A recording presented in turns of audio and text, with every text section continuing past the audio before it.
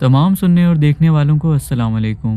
मेरा नाम है रिजवान और मैं आप सबकी भेजी गई हॉरर स्टोरीज को नरेट करता हूँ। उम्मीद करता हूँ कि आप सब खैरियत से होंगे, जहाँ रहें हमेशा खुश और आबाद रहें। आप भी मेरे चैनल को सब्सक्राइब करके हमारी हॉरर स्टोरीज फैमिली का हिस्सा बन सकती हैं। अगर आपने मेरा चैनल सब्सक्राइब नहीं किया तो जल्दी से सब्सक्राइब कर लें, और जो लोग पहले से सब्सक्राइब कर चुके हैं वो बेल आइकन पर क्लिक करके ऑल का नोटिफिकेशन ऑन कर लें। इससे होगा ये कि मेरी आने वाली वीडियोस का नोटिफिकेशन आपको वक्त पर मिल जाएगा और मेरी हर एपिसोड आप सब तक आसानी से पहुंच पाएगी। आज की एपिसोड बहुत ही इंटरेस्टिंग होने वाली है। वीडियो को शुरू से आखिर तक देखिएगा और सपोर्ट के लिए अपनी फैमिली और दोस्तों के साथ जरूर शेयर कीजिएगा। वीडियो पसंद आए तो कमेंट सेक्शन में जरूर बताइएगा। तो कमरे की लाइट बंद है तो ऑन कर लें और खिड़कियों के आगे पर्दे देकर अपने आसपास हिसार बांध लें, क्योंकि कहा जाता है कि जब इन मखलूकात का जिक्र होता है तो ये बड़ी दिलचस्पी से आपके करीब आ जाती हैं और अपनी बातें सुनने लगती हैं। चलते हैं आज की स्टोरी की तरफ। ये स्टोरी जिन्होंने भेजी है वो अपना नाम जाहिर नहीं करना चाहते।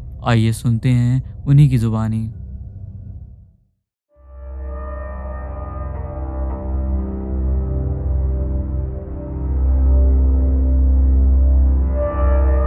अस्सलाम वालेकुम रिजवान। मेरा नाम आप एपिसोड में जो भी रखना चाहें रख लें, लेकिन यहाँ मैं अपना असली नाम नहीं लूँगा।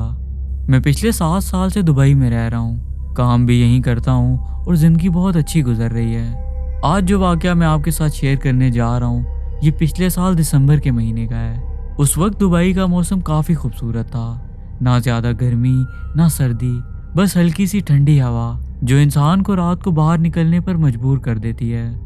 उस दिसंबर में मेरे पाकिस्तान से 4 दोस्त दुबई आए। तकरीबन सब विजिट वीज़ा पर थे।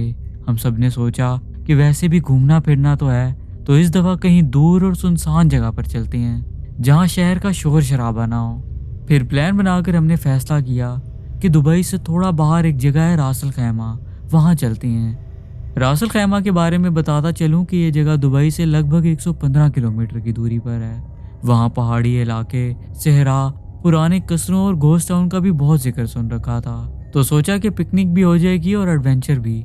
मैंने अपनी गाड़ी निकाली, दोस्त होटल से उठाए। शाम के बाद हम रवाना हो गए। सफ़र के दौरान गाड़ी में म्यूजिक चल रहा था। हंसी रात थी, सब दोस्त हंसी मजाक कर रहे थे। किसी को अंदाज़ा भी नहीं था कि आज की रात हम सबके जहन से ज़िंदगी भर नहीं निकलेगी। रात लगभग 10 बजे के आसपास हम रासल खैमा के करीब पहुंच गए।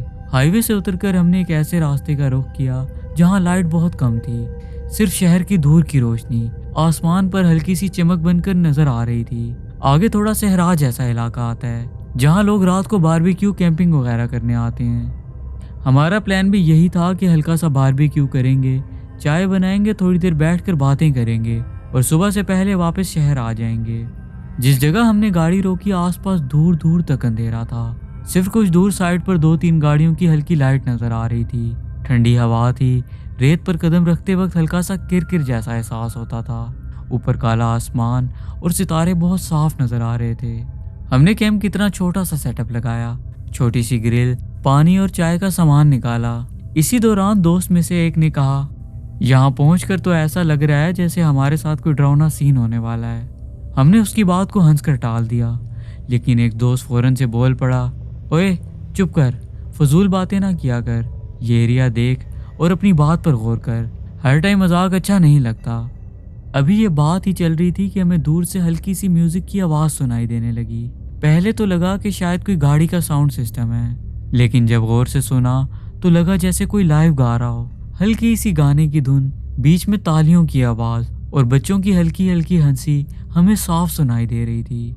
मैंने दूर अंधेरे की तरफ देखा तो कुछ दूरी पर एक और साइड पर हल्की सी लाइट झलमिलाती हुई नजर आई, जैसे किसी ने छोटा सा स्पीकर और 1-2 बत्तियां लगाकर फैमिली गैदरिंग कर रखी हो। दोस्त बोले, लगता है कोई और भी हमारी तरह आया हुआ है, फैमिली होगी, बच्चे भी होंगे, सेफ माहौल लग रहा है। थोड़ी देर बाद हमने देखा कि वहाँ सच में कुछ लोग नजर आ रहे हैं, कुछ आदमी, कुछ औरतें और 2-3 बच्चे जो दौड़ दौड़ कर खेल रहे हैं। बीच में एक आदमी जैसे हारमोनियम जैसा कोई साज बजा रहा हो। उस हारमोनियम की आवाज़ हम तक साफ आ रही थी। वो लोग दूर से बिल्कुल आम फैमिली लग रहे थे, जैसे हमारी तरह शहर से आए हों, रात को हवा खाने और थोड़ा एंजॉय करने। उनके पास भी वाइट कलर की एक गाड़ी थी जिसकी पार्किंग लाइट्स ऑन थी, जिससे और भी लग रहा था कि ये बिल्कुल नॉर्मल लोग हैं। मेरे दोस्तों में से एक ने कहा चलो उनसे मिलते हैं, शायद कोई खाने की चीज़ या पानी चाहिए हो तो हेल्प हो जाएगी और इसी बहाने उनसे थोड़ी बातचीत भी हो जाएगी।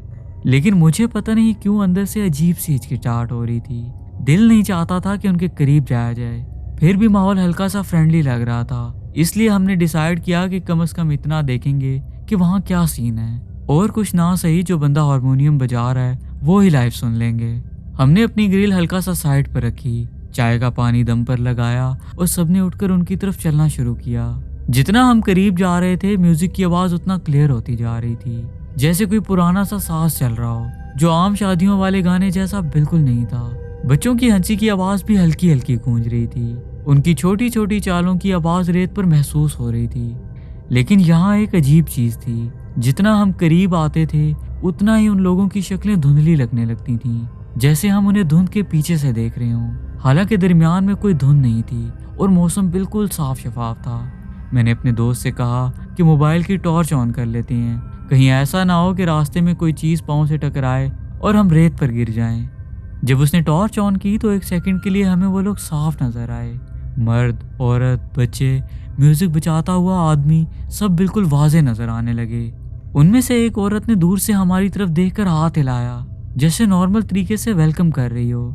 दोस्त हंसकर बोले, देखा बोला था ना फैमिली होगी, इनके पास कुछ देर रुक कर वापस आते हैं, फिर अपना सीन ऑन करते हैं। हम उनसे तकरीबन 20-25 कदम दूर थे कि अचानक म्यूजिक एकदम से बंद हो गया। ना कोई साज, ना कोई ताली, ना ही बच्चों की हंसी, सिर्फ गहरी खामोशी जो सहरा में वैसे ही खौफ का मंजर पेश करती है। हमने सोचा शायद उनका गाना बंद हो गया होगा या कोई ब्रेक लिया होगा, लेकिन जैसे ही हमने कुछ और कदम बढ़ाए और टॉर्च की रोशनी उनकी तरफ गई तो जो मंजर हमने देखा वो दिल दहला देने वाला था। जहाँ कुछ सेकंड पहले 8-10 लोग खड़े थे, वहाँ सिर्फ रेत का छोटा सा टीला था। ना कोई कुर्सी, ना कोई बिस्तर, ना वो लोग और ना ही वो बच्चे नजर आ रहे थे। सामने बिल्कुल सुनसान और खाली जगह थी, सिर्फ रेत पर कदमों के कुछ उलझे हुए निशान थे, जिन्हें देखकर समझ ही नहीं आ रहा था कि ये किस तरफ से आए हैं और कहाँ जा रहे हैं। मेरा दोस्त जो सबसे आगे चल रहा था वहां पहुंचकर फौरन रुक गया। वो उस जगह को देखते हुए कहने लगा, यार मैं यकीन से कह रहा हूँ यहाँ अभी लोग थे, मैंने अपनी आंखों से देखा, यहाँ बच्चे भी भाग रहे थे, एक औरत ने मुझे हाथ भी हिलाया, ये सब एकदम से कहाँ गए? रिजवान भाई, हमारा वो दोस्त खौफ में मुब्तला हो चुका था। वो ये सब इसलिए कह रहा था क्योंकि वो खौफ की वजह से किसी और कैफियत में जा चुका था। एक पल के लिए वो भूल चुका था कि हम सब दोस्त उन लोगों को देख कर वहाँ गए थे। हम सब दोस्त वहाँ मौके पर खड़े होकर 360 डिग्री घूम गए, हर तरफ देखा, लेकिन आसपास कोई गाड़ी भी नहीं थी जिससे अंदाज़ा लगा सकते कि शायद वो लोग अपनी गाड़ी के पास चले गए हों। वो लोग गैर मरई मखलूक में से थे जो पुरस्कार तौर पर गायब हो चुके थे।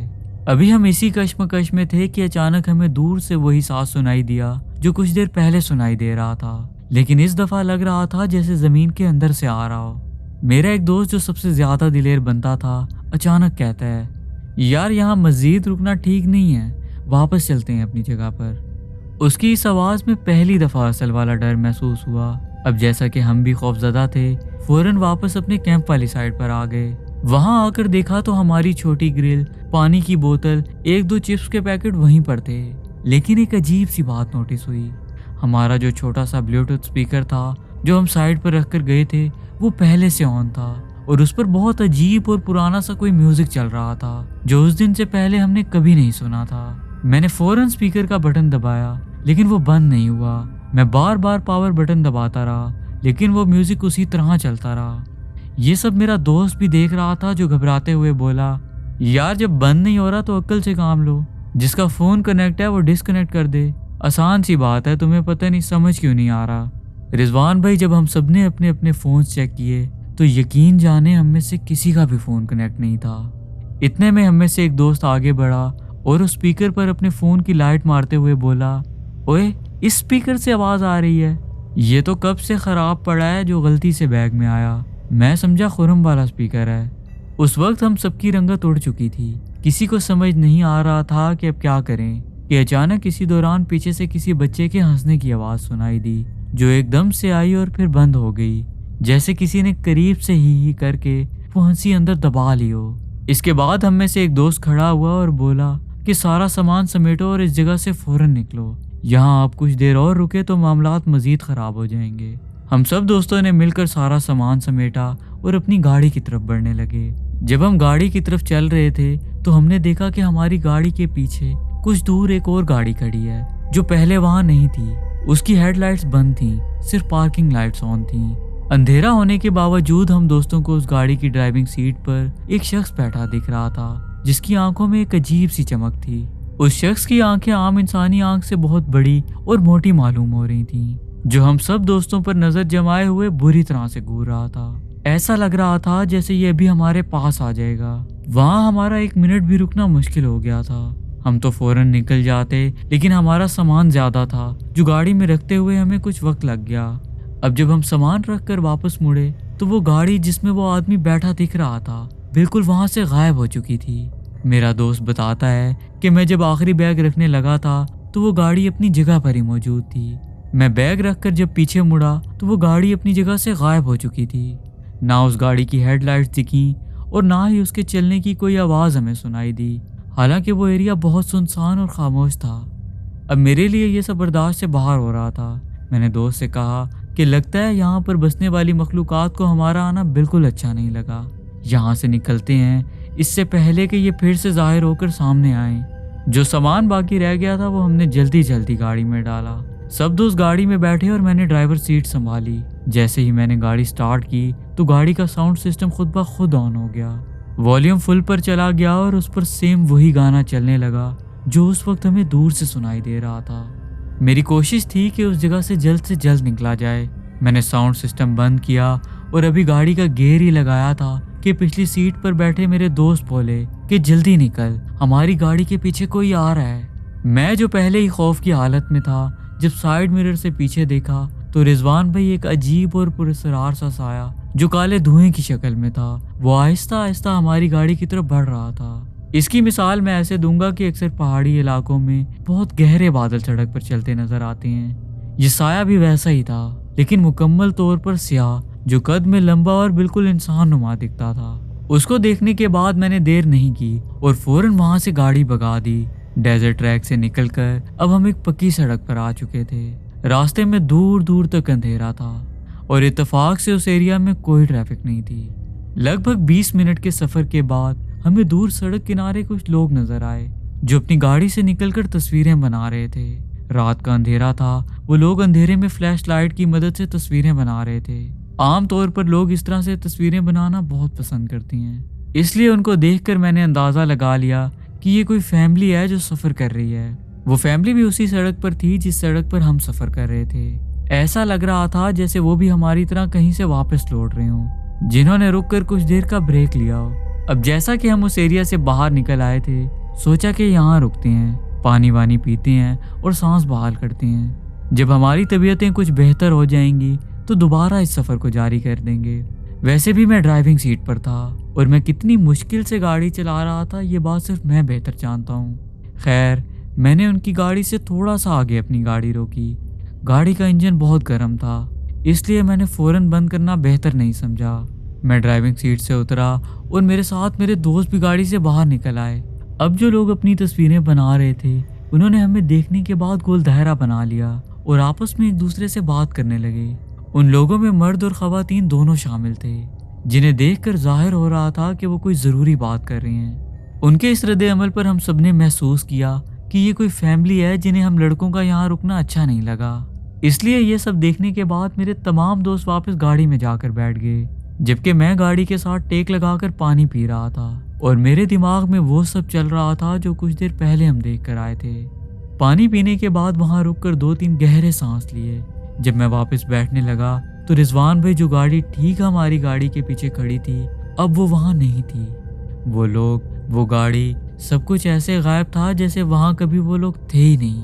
मैं चुपचाप खामोशी से गाड़ी में बैठा और इतनी तेज भगाता हुआ वापस लाया कि उस दिन से पहले मैंने कभी इतनी तेज गाड़ी नहीं चलाई थी। मेरे जिस्म के रोंगटे खड़े थे और मेरी उस वक्त क्या कैफियत थी आप इमेजिन भी नहीं कर सकते। वापस पहुंचने के बाद मैंने अपने दोस्तों को होटल पर छोड़ने की बजाय अपनी रिहाइश पर ही ले आया, क्योंकि मैं एक कमरे में अकेला रात नहीं गुजार सकता था। मुझे तेज बुखार हो रहा था और आंखें तो ऐसे जैसे जल रही हों। रिजवान भाई, इसके बाद मुझे और मेरे दोस्तों को 3 दिन तक शदीद बुखार रहा। हमारे एक दोस्त की तबीयत तो इतनी ख़राब हो गई थी कि उसे अगले दिन हॉस्पिटल लेकर जाना पड़ा। रासल खैमा के बारे में मैंने पहले भी सुन रखा था कि वहाँ कुछ जगहें ऐसी हैं जहाँ लोग रात को नहीं जाते। वहाँ कुछ इलाके हैं जिनके बारे में कहा जाता है कि वहाँ जिन्नात और दूसरी मखलूक़ात का बसेरा है। ये मेरा वाक़या था जो मैं आपसे शेयर करना चाहता था। अल्लाह से दुआ है कि वो हमें हर बुरी नज़र और ऐसी मखलूक से महफूज रखे। और जो लोग रात को सुनसान जगहों पर जाते हैं वो कम से कम हिसार बांध कर ज़रूर निकलें। कुछ मकामात और जगहें ऐसी भी होती हैं जहाँ कोई और हमसे पहले का बसा होता है। मैं दिल से शुक्रिया अदा करूँगा कि आपने परदेश में होते हुए वक्त निकाला और अपना वाक़या हम तक पहुँचाया। अल्लाह आपको और सब सुनने वालों को अपने हिफ्ज़ व अमान में रखे।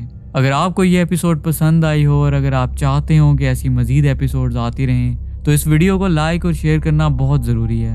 अगर आप मेरे चैनल पर नए हैं या अभी तक सब्सक्राइब नहीं किया तो जल्दी से सब्सक्राइब कर लें और बेल आइकन पर क्लिक करके ऑल का नोटिफिकेशन ऑन कर लें। इससे होगा ये कि मेरी आने वाली वीडियोस का नोटिफिकेशन आपको वक्त पर मिल जाएगा और मेरी हर एपिसोड आप सब तक आसानी से पहुंच पाएगी। आप सब नीचे दिए गए नंबर पर अपनी स्टोरी शेयर कर सकते हैं और कमेंट सेक्शन में अपनी कीमती राय का इजहार भी कर सकते हैं। इसी के साथ मैं इजाज़त चाहूँगा, जल्द ही नए एपिसोड के साथ हाजिर हूँगा। आप सब अपना बहुत ख्याल रखिएगा। तब तक के लिए अल्लाह हाफिज़।